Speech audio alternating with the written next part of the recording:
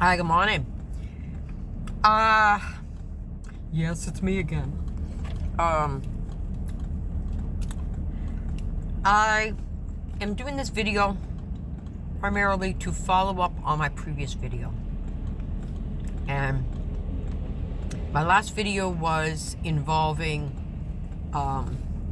civil conspiracy. It's on that subject.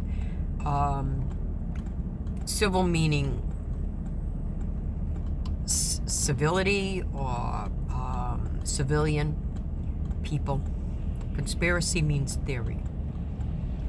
Obviously, there was the suggestion of conspiracy theories. That is theory. Unless it's backed up with facts, and facts are revealed and uncovered. Revealed. Yeah, revealed. That's it. Okay. What it is that I'm addressing a video that was recorded back, I think last week or the week before, a couple of weeks ago. It was from a young man that was a paralegal, and obviously he has a basis of knowledge, which is a good thing, and he discussed civil conspiracy. Evidently, it might have ruffled some people's feathers. I think it triggered some people, especially one young woman who put up a video, and she evidently it was distressing to her, and she made a couple of comments which I would like to follow up and be able to either object to or go along with, depending on what angle or what direction that was coming from. I don't think it was personal. I think it was just something that was brought to her attention that she wanted to address, and she has every freedom to do that. She made mention about civil conspiracy, which obviously she listened to the tape before, or she's either in defense of it or she objects to it, which is her prerogative. That's fine. She can do it. It's her opinion. I looked up civil unrest. Civil unrest has to do with more of a group and more political. I don't think it has anything to do with the words civil unrest. When someone's subjected to civil conspiracy or experiencing trauma, they are under civil unrest, or for that matter, civil distress. I also looked up, just to, information's sake, is civil disobedience. Civil disobedience has a number of definitions underneath it, but the one I read that, essentially would pertain to this civil conspiracy would be the nonviolent refusal to obey certain laws as a form of protest. In family, that would be contempt. That would be under the umbrella of contempt. Now, I'm not an attorney. I'm a medical professional. I'm a mother. I'm a grandmother. And I am a nurse, a mother, a grandmother, and an athlete. I hope I didn't repeat myself. But there was a bell that went off, and I just was wondering what that bell was from. Kind of distracted me. Okay, civil conspiracy, I was the victim to. I was the targeted person, like I was the targeted parent. Now, I'm not portraying myself as a victim, but I was a victim. Okay, I didn't play one on TV. I was the victim. I didn't volunteer to become a victim, but I was. Okay, never thought that it came out of nowhere. It came out of left field. Okay, and civil conspiracy, I need to protect myself. That's why I'm mentioning it. Okay, alrighty, when a group of people together target somebody, that's essentially under the opus of harassment and bullying. And that's exactly what happened to me. I was bullied with a smear campaign and targeted by my ex-husband and other parties. and the court system, family probate court system in Dorrance Street in Providence, Rhode Island, and agents thereof. I was bullied. I suffered in silence. I was bullied in silence. I was threatened. And I was ganged up on to make sure that their objective succeeded at any length. They did whatever it took to get what they wanted by all measures, including destroying me. Okay? And essentially to harm someone intentionally through unlawful means. Example of this could be coordinated harassment. That's what they did. Spreading rumors about me and backstabbing me. Yes, they did. Teaming up to interfere with my job, my career. They ruined opportunities in nursing and got me laid off, yada yada. Interfered with my financial, my livelihood. Most of all, in my personal parental relationships. Okay? False accusations. To damage my reputation. Yes, they did. And if there's a common nexus of claims of different states, can, essentially, yeah, Rhode Island and Mass. Rhode Island started it. Massachusetts picked up the ball and refused to see reason through the Department of Revenue, even though for the last 15 plus years, that's all I did was fight with the Department of Revenue and contact them to fall on deaf ears. They treated me like garbage. For absolutely no reason at all, other than me inquiring. And I stayed calm. I was very civil. They acted in concert. A plan to harm me, and as a unit,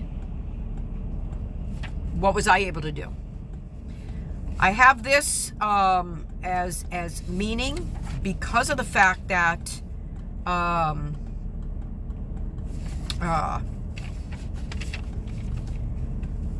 they did a lot of damage. I don't look and seem like what I've been through, but it's survival. Narcissistic abuse, domestic violence. He was arrested twice.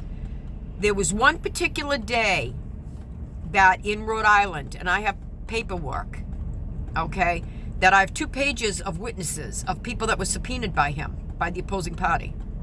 Listing of people that it was like a lynch mob. Okay, of people that I had no beef with, that I had no idea were subpoenaed. They were subpoenaed. They showed up in court. I don't think half of them or most of them knew what they were there for. Okay, I want to know why such damage had to have been inflicted to such a degree, to take such drastic steps that Rhode Island took, other than corruption. Okay, I took him to court. I initiated it for a simple visitation schedule. That was it. And it escalated into absolutely something that was unrecognizable, filled with all sorts of hypocrisies, slander, defamation. I took him to court in Massachusetts because he was living in Massachusetts and I was too. So I took him to court in Bristol, in Fall River. It's for slander, defamation, a smear campaign, keeping me from my children. And we,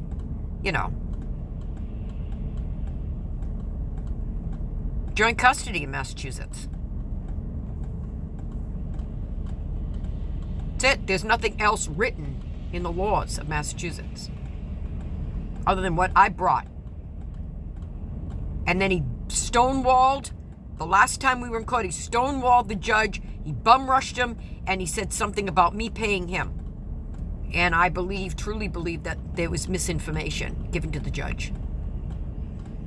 The judge phrased that judgment and hand wrote it. Okay? And it's very generic if you read that paperwork. I have copies of everything. I read the paperwork. Very generic. and it could be definitely misinterpreted. I'm not really blaming the judge. I'm blaming the fact of the opposing party, my ex-husband, the defendant, and what he was able to get away with. And there was something in the Department of Revenue and the clerk of courts that basically was informed, wrongly informed. Just put it that way.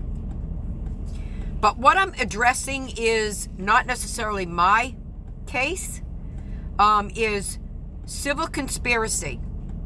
And to get it straight, I don't know whether the woman was stating this in the relation to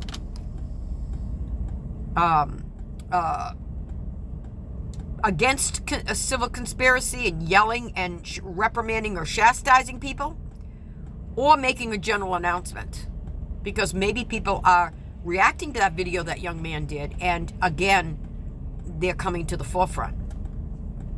All right, that was very powerful information, and it was very necessary. It's not pretty. This whole situation is not pretty. It's very ugly. It's very seedy. It's very dark. It's very dirty. Okay? She made reference to civil conspiracy in relation to free speech. Okay? And the First Amendment. And she said the First Amendment doesn't cover civil conspiracy. Now, I don't know who this woman is. She may be an attorney. She may be a private person. It was almost like a lash out, flash in the pan, in and out. It was a very quick video, but it was very pungent. It was a punch. But I listened to it, and she was under emotional distress, obviously. It was a very emotional moment. Okay? She might be reacting to something that she's going through.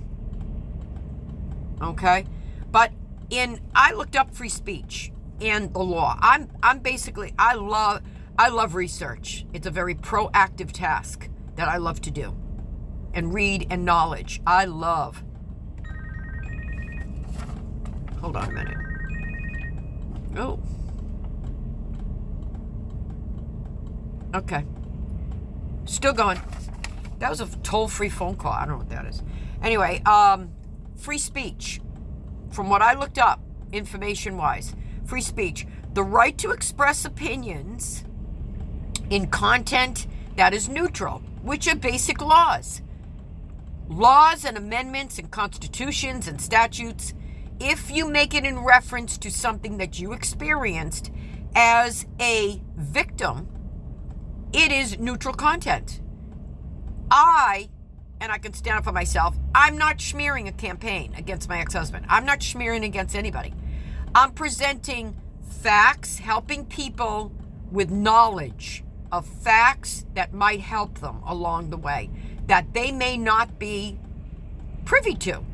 They may not know enough. They may not know. And I'm not saying you're ignorant. I'm saying that you may be suffering in silence, and that listening to a video you may say to yourself, listen, I can take this to my attorney and make it, and they can help you. You're paying them to help you. So, content neutral and ideas without interference, and protected by the First Amendment in the U.S., globally by the Article 19 of the 100,000 to 150,000 International Covenant on Civil Rights. Law cannot censor speech, spoken words, and writings. Now, I can understand where law might step in if you're harming somebody or you're threatening them. Of course. There's no excuse for threats and harming. That's not my intent. I'm doing everything legally and lawfully and within the perimeters of the law and the court system. All right? I have nothing to gain by taking pot shots at people. I'm telling my story. I have an autobiography on Amazon Kindle that expresses more emotion than anything else, and from the age of 18 on. Okay? Because before that, it's just childhood. You know? You go from being an infant to a toddler to adolescence to a walking hormone to college. You know? I mean, hey, I had a very, very... It was very rudimentary. It was very, very protected. It was very controlled. So anyway, alrighty. Content neutral, rules not based on content of message, facilitates open exchange of ideas and facts. That's what the First Amendment. It's an open exchange of opinions and facts and ideas. That's what my videos are all about. It's not a personal attack on my ex, let alone anybody else involved in my case or thereof. That's not my mission. My mission is to inform people, tell them what I've been through, and maybe they can relate, maybe they can learn something from it and take that, hire an attorney, and go and win your case. That's fantastic. That you may not have, if you didn't listen to my video and learn this and know this, you may not have won. That's all. That's all I'm trying to accomplish, is to inform people.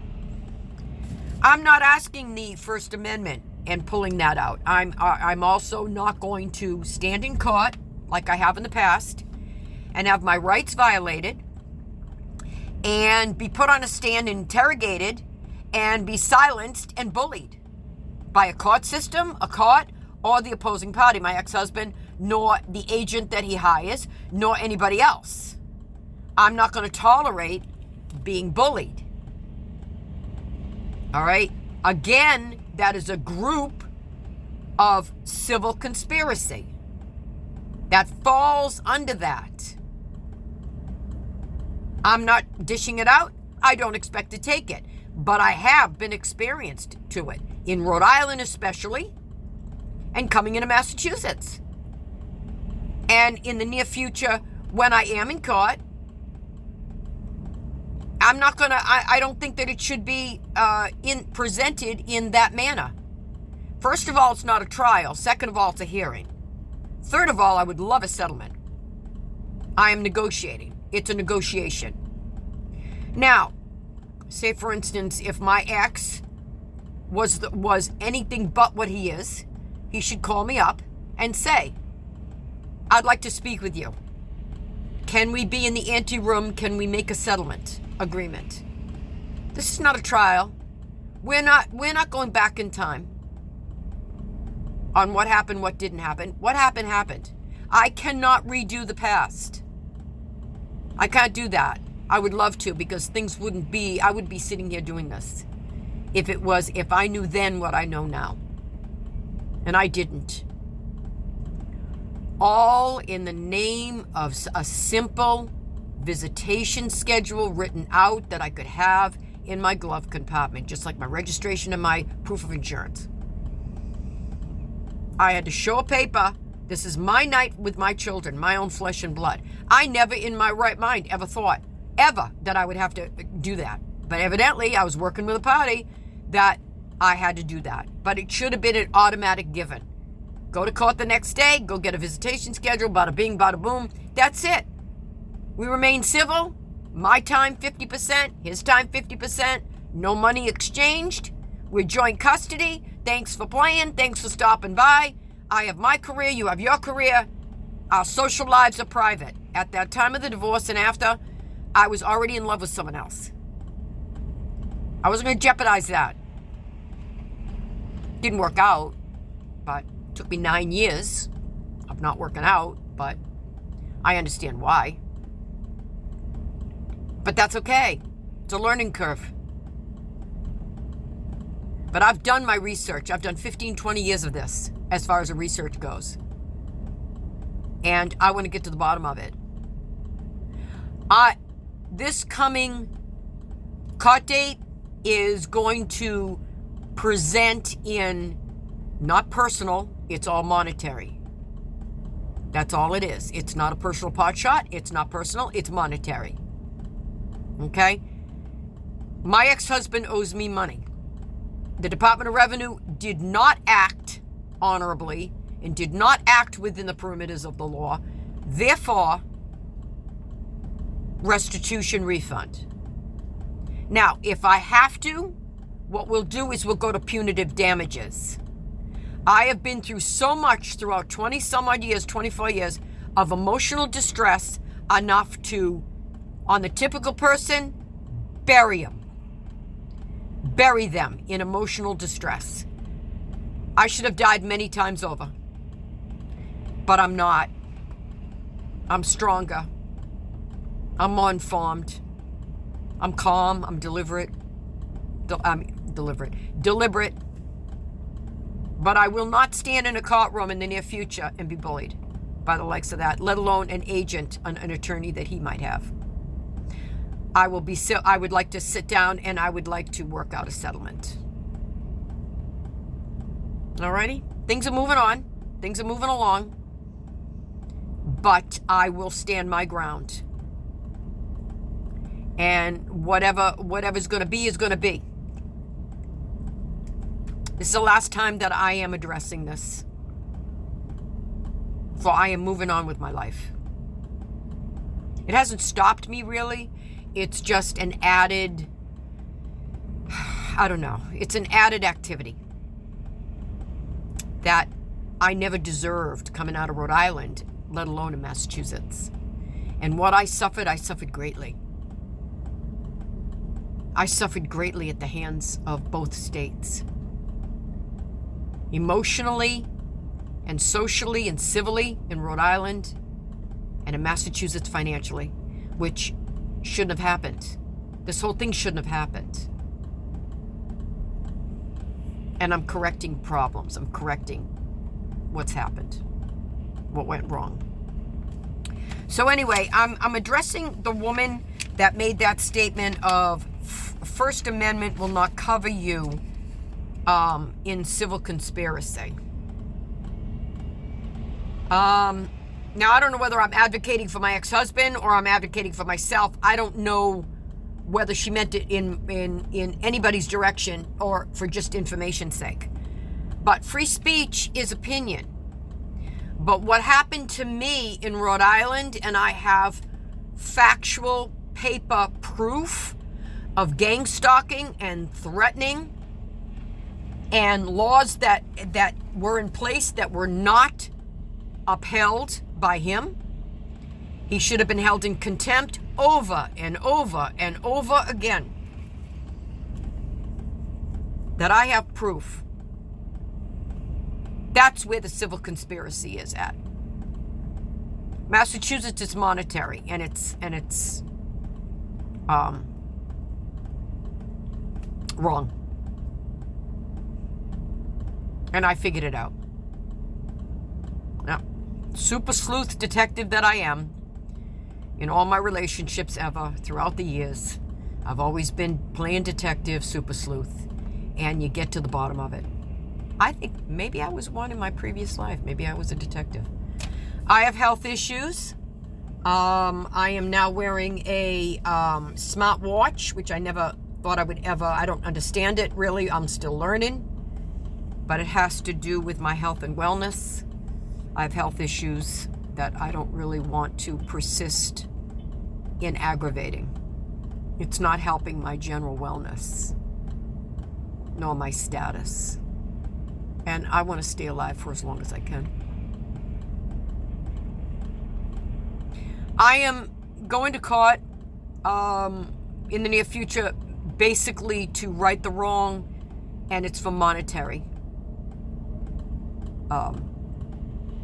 reasons. I don't expect to have pot shots at me because I'm going to object to it. I will not tolerate getting personal pot shots this time. I have been to court where I just get dismissed, I get harassed, I get quashed, I get ignored, I'm the plaintiff and all of that, and then he just overspeaks me and all of the above. I'm tired of that. Okay, I'm tired of that. That antic, those court antics have to go. And I'm hoping that the judge is fair, impartial, and all of the above, and that facts speak for themselves. But I will not stand for being bullied in the courtroom by the likes of him or them or whatever. I won't. I paid for 4.5, 5 years. I paid what I was supposed to, and I always have throughout her whole life, my youngest daughter. I paid them. I have no problem with doing that in providing for my daughter, providing for my children. I've always worked. And I had no problem with doing that. That's not what I'm asking for. That was fine. I'm asking for what was before that and after that. And then I'm asking for what I did not get at all throughout those years. And that was 7 years of child support for my son. But I will, if I will seek punitive damages. Writ execution, I will go through that. Yes. Let's take that money. Let's split it up 50-50 between my children and put plenty aside for my grandson. Yeah, that's the plan.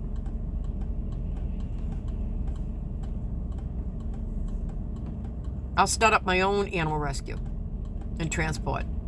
It's fine. That's on the to-do list. Okay? It's fine. It's fine.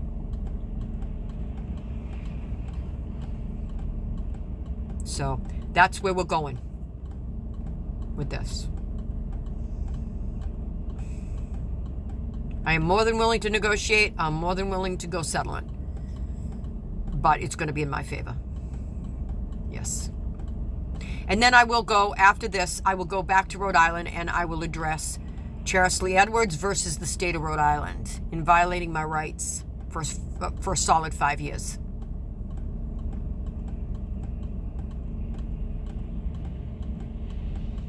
Because if they did it to me, they did it to other people. And I'll go higher. It's all right. It has to be in the books. And if it's in the books, then they're not following the books. Then why have it in the books? That's my question. If you have rules and amendments, I'm following the rules. I always did follow the rules. 24 years I've followed the rules. Now I'm going to have somebody else follow the rules. And what they did, they took liberties that they had no business taking when it came to parenting and me being the mother of my children and setting up civil conspiracy and domestic violence and abuse and narcissism and smear campaign and slander and defamation. All of that. It happened to me, not to him, not to them.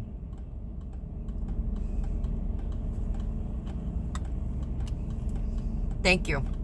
All right. So, First Amendment, Fifth Amendment goes along with civil conspiracy. Either way, you can couple it up with either one of those, any of those. Not when it's in the court and it's documented and it's in a judgment or it's in the orders or it's adjudged and agreed, all of the above. Not when it's documented in conversation and passing and rumor mongering and ruining my reputation, all of that. Yeah, that would cover hearsay. That would cover First Amendment, but not when it's documented in the court papers. And that's the big difference. When it gets legal. This is not the playground. This was in the courtroom. Thank you. I hope this helps. I hope this helped other people. I'm hoping to help more people. Just be straight up. Thank you.